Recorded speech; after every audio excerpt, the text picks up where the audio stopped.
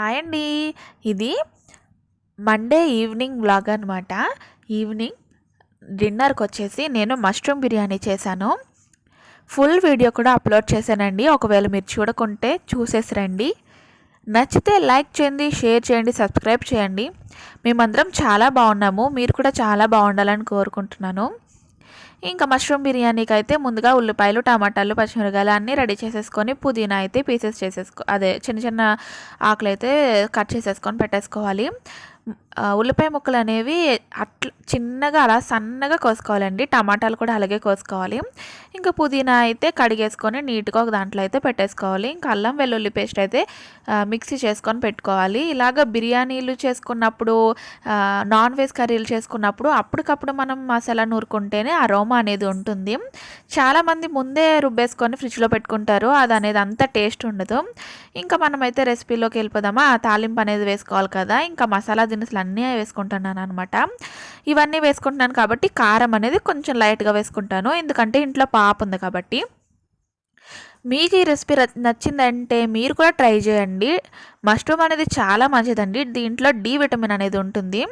ఇప్పుడు చిన్నపిల్లలు అందరూ ఇంట్లోనే ఉంటున్నారు, బయటకు వెళ్ళట్లేదు. ఆ మహమ్మారి కరోనా వచ్చినప్పటి నుంచి పిల్లలు ఇంటికి అంకితం అయిపోయారు కదా.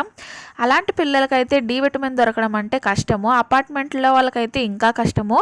అలాంటప్పుడు మనం ఇలాంటి సోర్స్ అనేది మన బాడీలోకి వెళ్తే చాలా హెల్తీగా ఉంటుంది. మష్రూమ్ అనేది వీక్లీ వన్స్ అన్నా లేకపోతే మంత్లీ ట్వైస్ అన్నా మనం తీసుకోవడం చాలా మంచిదన్నమాట.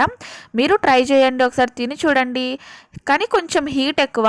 అది తిన్న తర్వాత మనం దానికి తగినట్టు మజ్జిగ తాగడం అట్లా చేస్తే ఏమీ హీట్ ఏం చేయదు. హీట్ బాడీస్కి అయితేనే ప్రాబ్లము, ఏమీ ఉండదండి. అయితే ఇంకా మసాలా దినుసులు అనేవి ఫ్రై అయ్యాక ఉల్లిపాయ కూడా వేసేసుకొని ఫ్రై చేసేసుకోవాలి.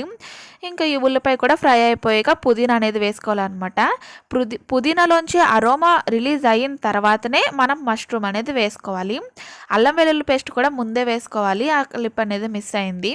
మష్రూమ్ నుంచి వాటర్ అనేది రిలీజ్ అవుతుందండి. ఆ రిలీజ్ అయ్యేంత వరకు మనం ఫ్రై చేసుకుంటూనే ఉండాలి.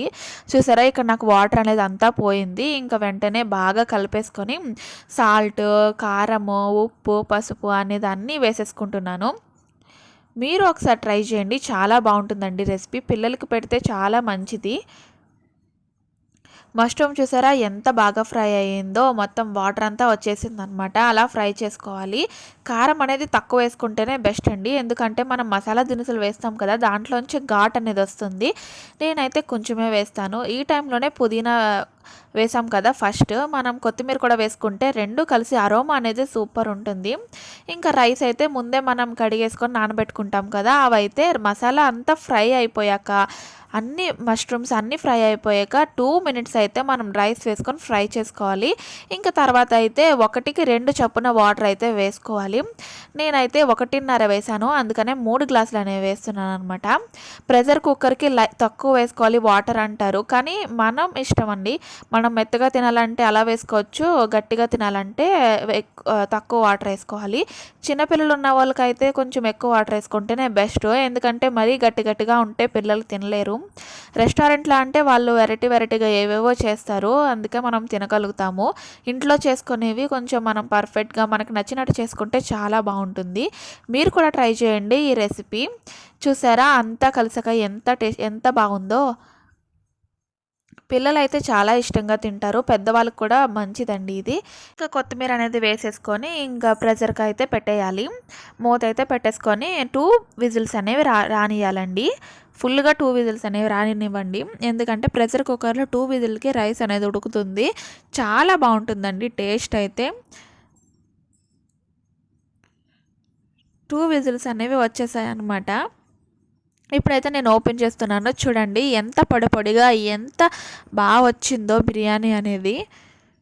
నేనైతే వీక్లీ ట్వైస్ కాదండి, మంత్లీ ట్వైస్ చేస్తాను, ఎందుకంటే నా పాపకి కొంచెం హీట్ ఎక్కువ బాడీలో, అందుకని తక్కువ చేస్తానన్నమాట. చూసారా ఎంత బాగా వచ్చిందో. మీరు ట్రై చేసి చూడండి. నచ్చితే లైక్ చేయండి, షేర్ చేయండి, మీ ఫ్రెండ్ అండ్ ఫ్యామిలీకి అయితే షేర్ చేసుకోండి. ఇంకా ఉల్లిపాయ, నిమ్మకాయ, ఇంకా ఉల్లి చట్నీతో అయితే సర్వ్ చేసుకొని తినేస్తున్నాము. ఇదైతే మా డిన్నర్ అండి. మండే మినీ వ్లాగ్ అనమాట. ఫుల్ వ్లాగ్ అయితే చేశాను, అది చూసేయండి. బాయ్ అండి.